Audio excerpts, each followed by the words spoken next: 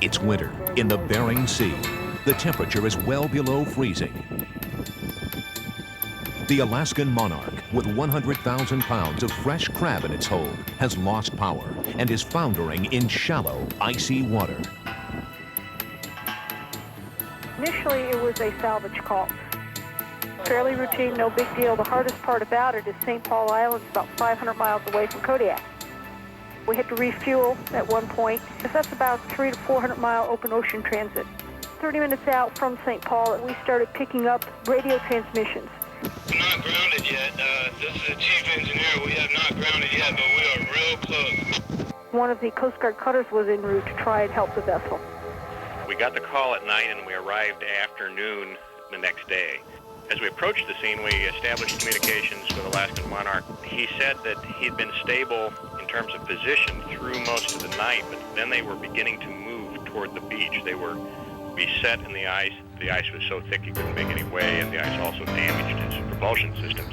Our plan was to save the people by saving the boat, and that would have meant getting a tow line on the boat and towing him out of the ice. We knew that a helicopter had been dispatched. We didn't know whether or not the helicopter would be able to get to the scene.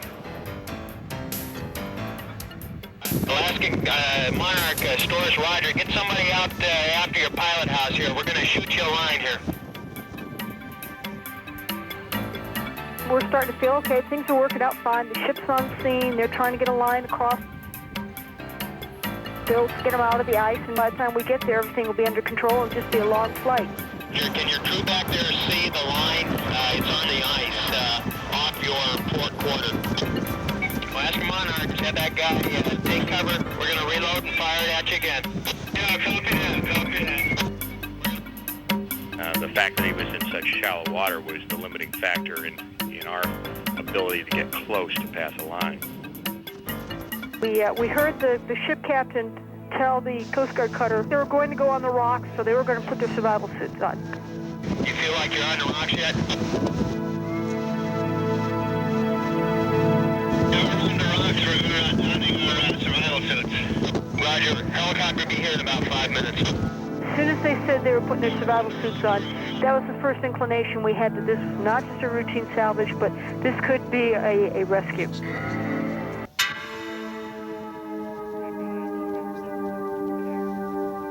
As the Monarch continues to be battered by the huge icy waves, a crewman tries to recover a survival suit that has fallen to the deck. In the process, he narrowly escapes being washed overboard.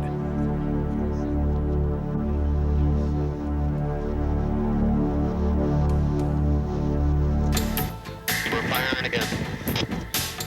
We heard the several attempts to get a line across, including that final one where they got the line across. Made a good shot. The messenger line parted, so we knew that things were not going well. Ultimately, when the helo arrived on scene, because the boat was in such a precarious position, and because we, at that point, hadn't been able to get a tow line across, we decided to take the people off.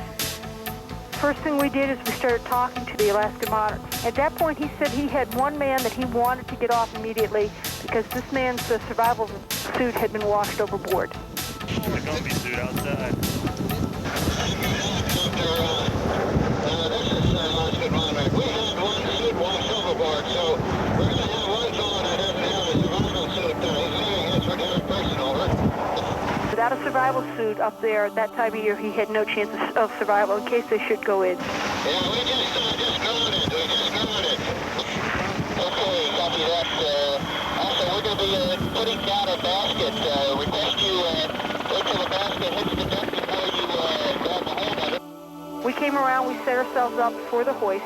We'll try to find a place where we can hoist your one man up, assuming the other 5 were going to stay on board and try to get the ship off the rocks. We saw 4 people walk out from the pilot house and cross the middeck up to the bow and kind of forced her hand into saying, well, okay, we're going to pick up 4 people, not the one we thought. It's a little tricky because the ship measured something like 30-foot waves at that point.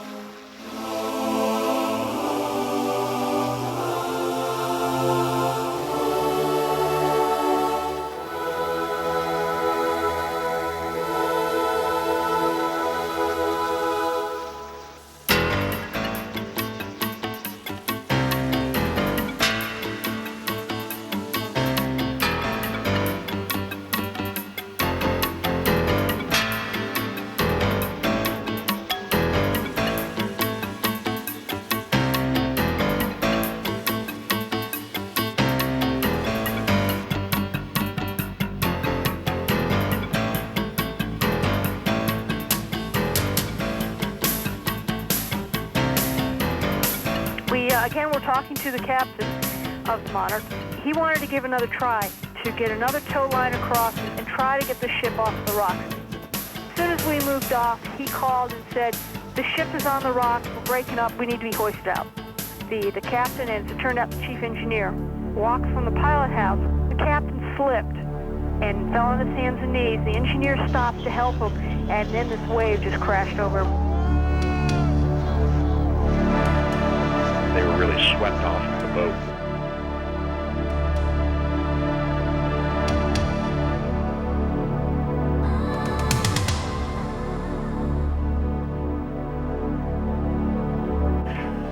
Our hearts sank at that point. We thought, oh no.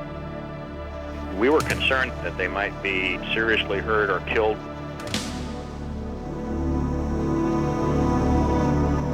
We saw quite clearly from where we were is the bow of the vessel was gashed open. So our fear was not just the fact they were getting hit by this ice and could easily have been incapacitated just being washed overboard, but we were also looking at the possibility of them getting sucked back into the vessel.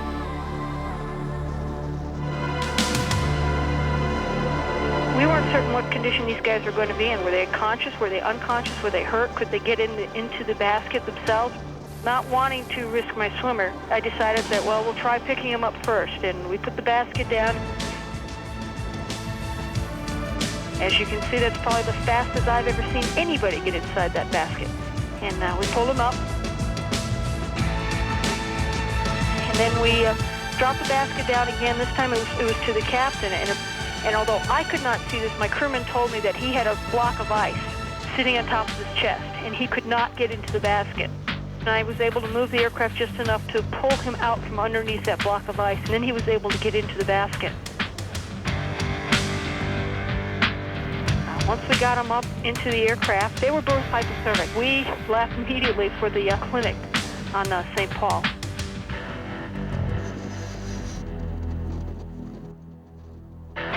Several months later, we flew into, I believe it was Bethel, to get some fuel. We landed, we were in front of the flight service station, and this big guy, must have been about 6'4", 6'5", comes walking out and says, "Excuse me, ma'am, but were you the one on the Alaskan Monarch rescue?"